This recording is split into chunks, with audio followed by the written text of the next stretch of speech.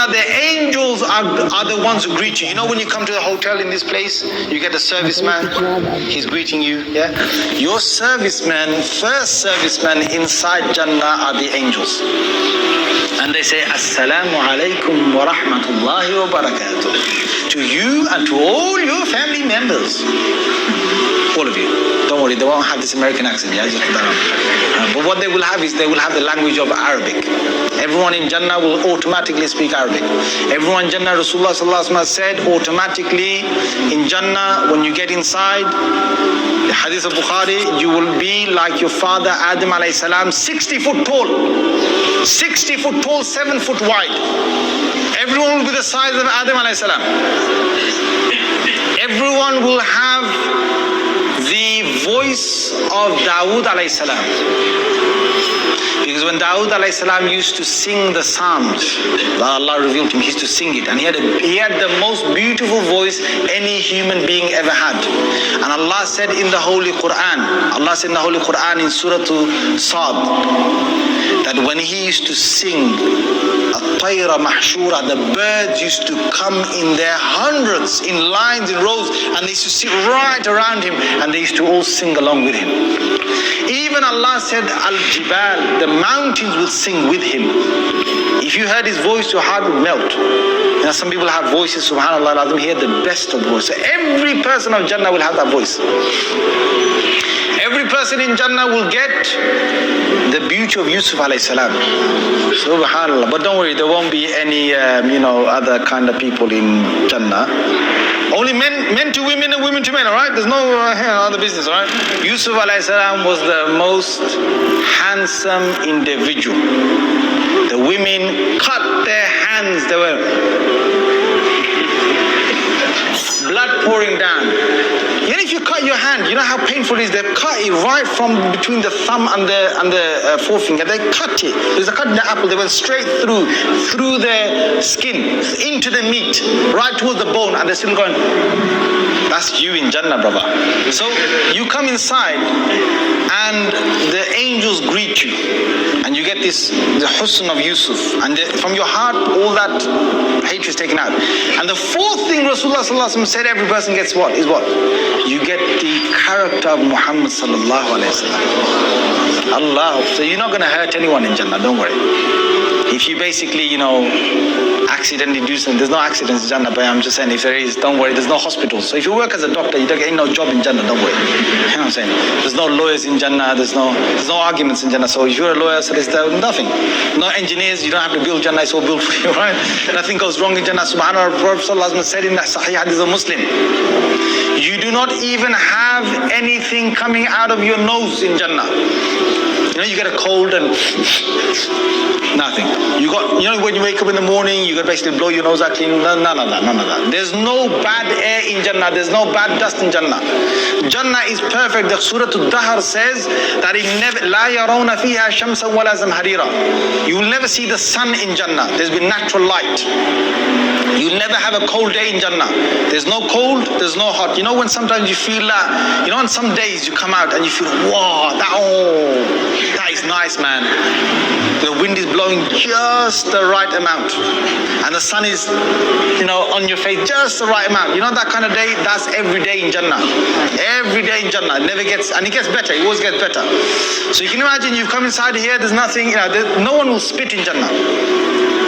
There's some guys I can't stand them in this world when they every time, yeah, bro, what's going on? They think it's Mr. Bad Man, yeah.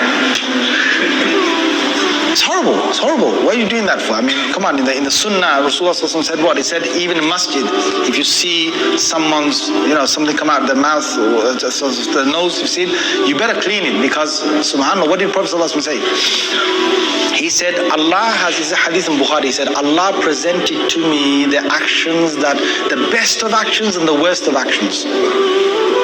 From the best of actions I saw a man who will remove a harmful item from the pathway.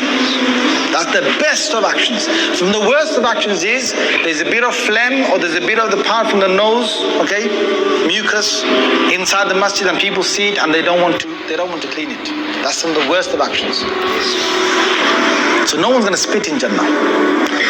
There's no toilets in Jannah. Woohoo! You can go, you enjoy yourself, don't have to worry about the toilet. You can drink, when they drink alcohol, there's a problem of letting it all out, right? There's none of that problem. You can drink and drink. No one will go to the toilet in Jannah, and then that word, the Sahaba said, Messenger of Allah, what? You drink, you eat all of that, you got the power of 100 men to eat. I'm saying, some people you sit with them in this world, you think, God, take it easy, man. Before you got 5 chickens, before you take one in, he's taking 4. Right? God, man, take it easy. There's some people like that. Now, don't worry, in Jannah, you got plenty of food. Yeah, the food in Jannah is so much. La ilaha, so much. You can sit there all day and eat. You can eat. Now, you got the word, the Sahaba, they're worried. What's going to happen? So Prophet said, don't worry, you just sweat. अद्भुत। लगता है मैं दूसरे राक्षसों का मनोरंजन करने के चक्कर में इस राक्षस के हाथ। But they're worried.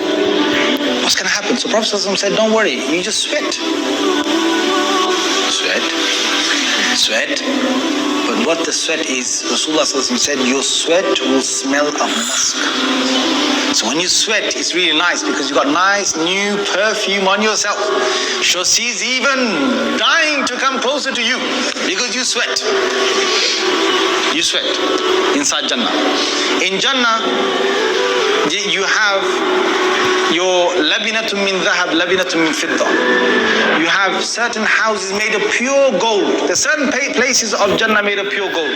Certain places made of pure silver. Certain places pure diamonds, pure rubies. And certain places Allah mixes them up.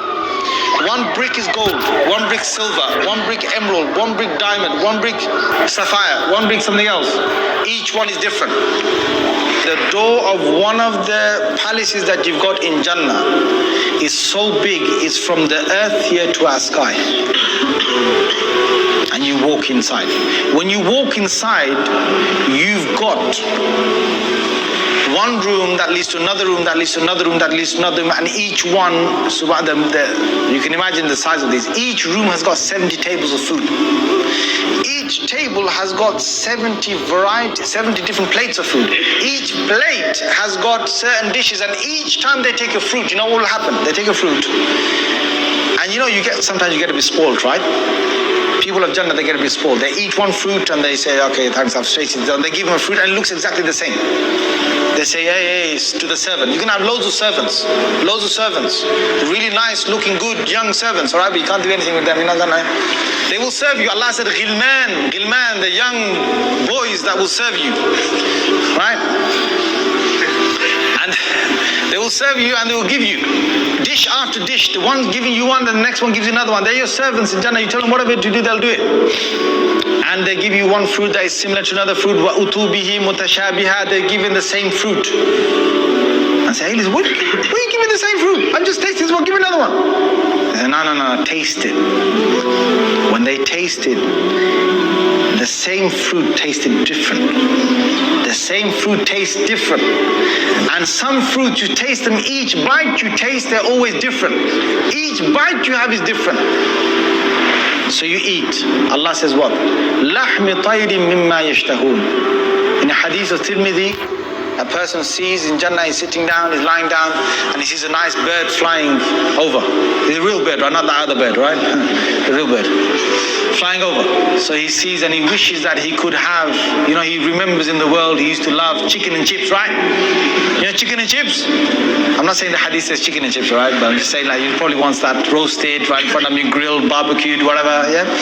So he wants that. He just has his desire, and that bird from the air drops right in front of him, roasted, ready, barbecued, grilled, and he just munches it, throws the bones away, and when he throws the bones away, the bones become another bird, the same bird, and he flies away. I can imagine some of you just looking back and going, all right, get back here. Where are you going? He was too nice. Get back here. In Jannah, they have, according to Hadith al-Tirmidhi, you have marketplaces. And these marketplaces, when they go there, the marketplaces have designer faces. You don't have no plastic surgery in Jannah, brother, sister, cosmetic, this, that. You go, you have these designer faces. These are real people inside Jannah who've got beautiful faces. And they're all in different places of the market. And you just look at them, you just desire that your face looks like that and your face changes. Your face changes. But you might get worried now, right? When I go back to my wives, they're not going to recognize me. They come back home and their wives come running out to them. And they say, you look even more beautiful than what you went with the face you went with. You look even more beautiful. They will have 70 pieces of clothes on them. Thin pieces, fabrics on them. Each one is a very delicate fabric on the hawra'in. A hawra. 70. And through the 70, according to Hadith of Muslim, through the 70 of these beautiful fabrics on her, he sees the love she has for him pumping in her marrow bone. Forget the heart, it's in her marrow bone. Allah has created her to see nothing more than just you. Me, you.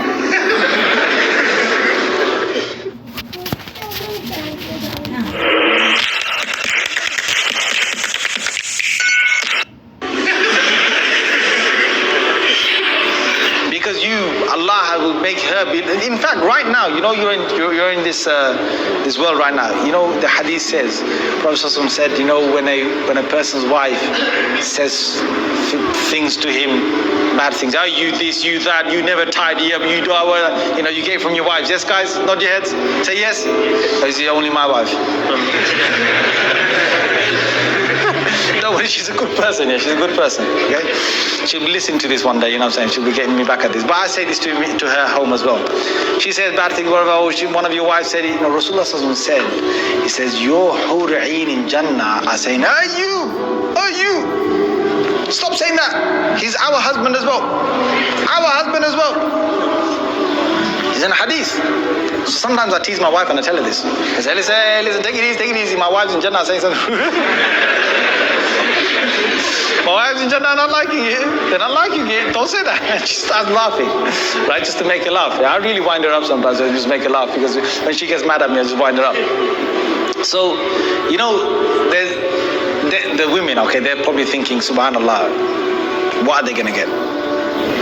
They are going to become the most beautiful out of all your wives in Jannah. I didn't hear subhanallah from you guys.